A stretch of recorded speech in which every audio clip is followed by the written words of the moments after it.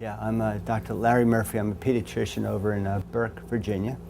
I'm in private practice with Dr. Stacy Statz. I went to college at the University of Vermont and then medical school at Georgetown and then on to pediatric residency at Children's Hospital in Washington, D.C. And now I went right into private practice. That was back in July 1980. So I've been in private practice in Burke since 1980, so 28 years. Yay. I've always been interested in CASA. I've known Linda Williams for years, so she called me and said, Doc, come give me a talk. So I was happy to talk about child development and happy to be here. So I thought to do tonight, and Linda, backed me up on this. I was going to go through some child development issues and then emphasize Abraham Maslow's theories of how to apply his model to CASA volunteers.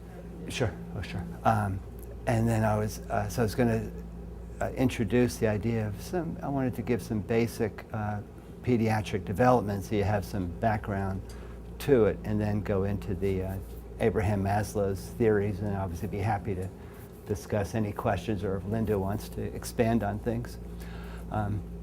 So the field of pediatrics, obviously it's technically birth through 21 years old. It's a very large field. After that, people go on to what's called internists. Those are physicians that take care of people from 22 through geriatrics. But to get an idea of what a child needs, because I know with the CASA workers, you'll see children from birth through 18. So I realize you'll get kids at all different ages, and I have some, there are some very good books that the American Academy of Pediatric puts out, which I'm a member of, but it says Caring for Your Baby and Child, Birth to 5, and then it goes 5 to 12, and then they have one Caring for Your Teenager, so through 18, 21. So those are kind of nice. They were written for lay people, but they give very good information. And there's also a book put out by the American Academy of Pediatrics. It was actually put out by the old, Linda remembers, HEW, remember? Health, Education, Welfare, back in the, and then it changed to Health, Human Services, and now it's broken up into something else. But they came out with a program called Bright Futures, and it's from birth to 18 years old. And what it is it gives people like yourselves a reference. Okay, when I'm seeing a 4-month-old, what should I expect? It's meant more for health professionals, like somebody doing a 4-month checkup, or somebody, a nurse in a clinic, doing a 18-month-old checkup. So what I would do is go over some anatomy and physiology, just so you understand what's expected in humans and the way we develop. And what I tell parents is our nervous system develops what I call head to tail. I tell parents our nerves go down a spinal cord like water down a waterfall. So the newborn will look at you. The 2-month-old gets up on the forearm. The 4-month-old rolls over. The 6-month-old sits up. The 9-month-old pulls up. The 12-month-old walks. I mean, I just gave you the normal standards. Now, obviously, that's the bell curve. There's variations either way. But if you think for a second, the brain is up here, then the nerves go down the spinal cord. Well, as they continue to develop, they hook into these different muscle groups, and these different phenomenon begin to happen. And so if you have a 9-month-old who's not sitting up, that's not good.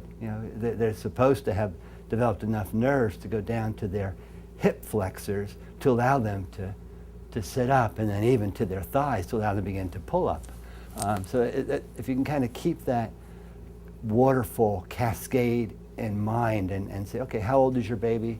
What is he or she doing? Well, he won't roll over. How old is your baby? 9 months old. Well, that's a red flag, So because you know from these books. But in humans, our brain, we have 100 billion neurons, 100 trillion synapses. Synapses are where neurons talk to each other. 100 neurotransmitters. Those are chemicals that hop across. You've all heard of dopamine, serotonin, GABA, glutamate, norepinephrine, epinephrine. These are names of some of them. Well, that system, if you will, continues to mature right up until mid-20s. So that's why with the huge variation of humans, a nice example of variability is walking. The range for walking in humans is 6 months to 20 months. That's a huge range. So I tell parents, don't worry if you don't see something, let a professional help evaluate it for you. But my point is things continue to develop right up until mid-20s. And we have some nice examples of that with some neurobiology studies they showed here. Key brain growth goes on into teens. MRI finds teens have less frontal cortex function than adults. This is the midbrain of a 6-year-old, 9-year-old, 13-year-old. My point is that keeps getting bigger to around 17, 18 years old. But the prefrontal cortex, the part of our brain that allows us to see the future, plan, abstract, that develops, as I mentioned, to mid-20s. You can kind of see this. This is the brain of a 5-year-old. You can kind of see it's kind of that yellow-green. Then it gets more indigo blue. What's been shown by studies that after mid-20s, it doesn't get any more indigo blue. You're not done. We as adults, our brains are formed, but when we read a book, we get wisdom, we make associations. But the kids continue to mature, and that's why it's so crucial to never give up on a kid, to allow them, to keep pushing them and stimulating them, letting this develop. It's almost, I'm sure you've all seen kids with a broken bone or something and their legs in a cast. We'll take the cast off. 6 weeks later, that left leg is like gimpy, because you weren't using the muscle. Well, same with the brain, kind of use it or lose it. So it's important to keep it stimulated. And that's what reasons like CASA is so important, because you get these kids when they've been very, damaged and under a lot of stress, and to help stop that and then start correcting it is crucial, because you're talking about a dynamic process. The good news by helping them and jumping on it is what's called the nature of nurturing. This was written way back in 1998. But the idea of it is, and this is kind of CASA's strength, is the love and attention that people give is felt to channel and make some of those neurotransmitters I talked about secrete and help the system develop. So for you to jump in and help one of these very stressed kids quickly, it's going to help on a physical basis. I mean, you get these pathways. As I mentioned, we have the 100 billion neurons, 100 trillion synapses. Well, what happens is our nervous system is broken up into 3 main branches: peripheral, midbrain, cortex. Take a salamander, for example. It's a hot day. Salamander pushes the appendage out, touches a hot rock, the appendage comes back in. What happened? A sensory nerve came into the brainstem, touched a simple motor nerve, a signal went out to bring the limb in. 2 minutes later, it goes out. We as humans are at our desk. Our left hand goes out, touches a hot cup of coffee. Sensory nerve comes in, brings it to the midbrain, sends it to the cortex. That's where those 100 billion neurons are. And we make associations and make a response and shoot back out. Move your left hand in, 45 degrees immediately, don't do it again. That's one of the things that separates us from lower forms of life. We can think, abstract, plan for the future.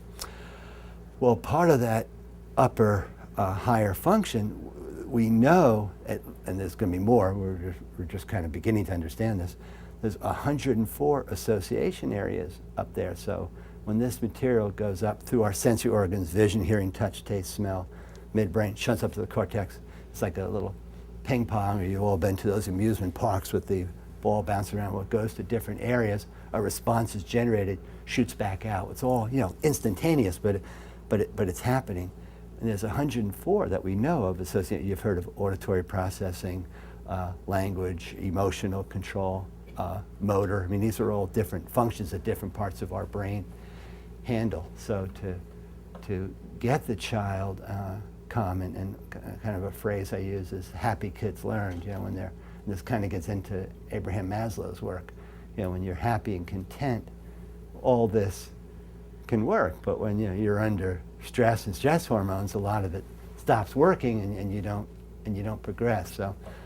So for you to see one of these kids in a crouched, scared position, and then help break that and open it is crucial, because, as I mentioned, their brains are developing, and you can help them progress instead of lose. Yeah, and what I do whenever I see a child for a physical, I always go through these 4 things, and in my mind I'm counting the developmental aspects. But I always ask, I obviously do a full physical exam, then I always go over language and development, with the parents. I ask it myself, a 9-month-old, I have an idea in my mind what that kid's supposed to do, and I ask, does he do it? And it's my job is to weigh, well, he's doing other things that overweigh that, and he's okay, I'm going to watch him, or I got to get this kid to a neurologist right now. I mean, that's kind of what I do. So I always go over development, and that's included in language. Language is crucial, because the 2 best predictors for school success is language and fine motor. So every physical exam, from that newborn right through the college physical, I always ask about language. Obviously, it changes to reading as they get into school, but I ask about language because that's the best predictor for school. So I'll ask a mother at the 2-week checkup, does the baby hear you? At the 4-week checkup, is the baby starting to babble? And at the 6-month, the baby's starting to coo. These are all signs that tells me these neurons are beginning to hook up. Another analogy that helps parents is with these 100 billion neurons, 100 trillion synapses. It's almost like an electrician wiring a house. That's how I want you to think of it. You can't use that bedroom at the end of the hallway. They haven't gotten there. Go back in 2 days, turn the light on, they got there. And that's kind of what a child's brain is like. These different rooms are opening up. And it's our job, and they tend to open up best and do best when they're nourished and loved, and you'll see that in that tape. I'm going to give you, it gives a beautiful example of how that flourishes, almost like you put fertilizer in your garden. So it's important stuff to do that. Then I always ask about sleep habits, because that tells me how is that child doing with that ability to regulate and get that nervous system. We go from an awake learning state to a sleep restorative state. Can a child make that shift? So those are important things too. And then also socialization. How is that child doing with peers, things of this nature? That's something you want to ask too. Because of autism, you'll find around 12, 15 months, they're no more language, or they lose what they were doing, and then they show disinterest in other people, even their own mother and father. They withdraw from peers. So I always ask about, does he or she look for friends? Those are kind of important things to go over when you're with any child, because as I mentioned, I use that right through college. So you want nutrition also is important too. Are they getting the right nutrients? When we talk about Maslow in a few minutes, you'll see nutrients are obviously crucial. So nutrition, development, including language, socialization, and sleep habits. If you could kind of, every child you see, answer those questions in your mind, because that gives you a nice, those are kind of the biggies. If you find something wrong with that, it gives you an avenue to go and start exploring, or to open up, because if they're doing well with those 4, then thank God there's no major damage, and you can get the support you can. But those 4 things, if they're weak or missing, are biggies and will cause trouble. So it's important that you pursue those. And and as I mentioned, I do that birth through the college checkups. Dr. the idea of, CASA, the court-appointed special advocates, helping the child, and Linda asked me to speak about Abraham Maslow. He was a psychologist, and he's being talked about as one of the premier 20th century psychologists. We've all heard of Sigmund Freud and B.F. Skinner, Dr. Gazelle, Dr. Adler, Carl Rogers. These are names too. Well, Dr. Maslow's name is right there with it. And he formed in the late 40s, early 50s, a new field of psychology called humanistic psychology. And his break was Freud. Remember, back in the late 1800s, early 1900s, he felt everything was subconscious. Our behavior was all subconscious, and we reacted to things from, superego, ego, id. We didn't even know how to react. It was just stuff in our subconscious bubbling up and making us do things. And then B.F. Skinner came by in the 30s, early 40s, and everything was reflex. He's the one that had rats in a box and had food on the other side and things of that nature. So, humans weren't thinking people. They just did everything by reflex, reacting to what the environment stimulated them with. And then Maslow came through in the early 50s. His book was Motivation and Behavior, and he had a new take on that. He said, humans are unique species. We can see the future. We can plan. It's not all just subconscious. It's not all simple environmental reflex. He came up with a model, kind of a hierarchy as you meet these different plateaus, and you get kind of a plateau, and as you meet these different steps, you're then able to go to the next step, the next step, the next step, up to the highest level. But he also said, if you don't make those steps, you can't go higher, obviously, because you've got to complete each step. And it's also bad because if you don't do it, then you're inhibited and you're stuck. You don't grow. You don't advance. Because he believed very much that humans were very capable of advancing, and that was one of his breaks with Freud and Skinner. Was we are capable of bettering ourselves just by understanding ourselves and working hard. First bottom of the pyramid, and this was again Abraham Maslow. He was born in 1908, died in 1970, unfortunately of a heart attack. But he said the first pyramid, which you have to hit, is food, clothing, shelter. He had a kind of a famous quote: "Man does not live by bread alone." That's true, he said, unless you have oxygen. My point is, if you don't have oxygen, nothing else matters. So the idea is you have to have physiologic needs. You have to have access to clean water. You have to have access to food. You have to have a roof over your head when it's raining, or heat when it's 0 degrees outside. So that's number one. So you've got to have those things. Number two, once you have that, then you have to have protection and security. You have the house with heat. You have some soup on the stove, but there's a burglar breaking in your back door, or there's an electrical fire up in the bedroom. Once your house is secure, and your well-being is secure, you're going to wake up tomorrow morning and your neighborhood's going to be the same. There's not going to be enemy troops walking on your front yard. You feel secure. You know the police are out there. You're protected. He felt that was the second hierarchy. And then the third hierarchy, which you have to meet, is what he called primary relationships. And what he meant by that is you have to have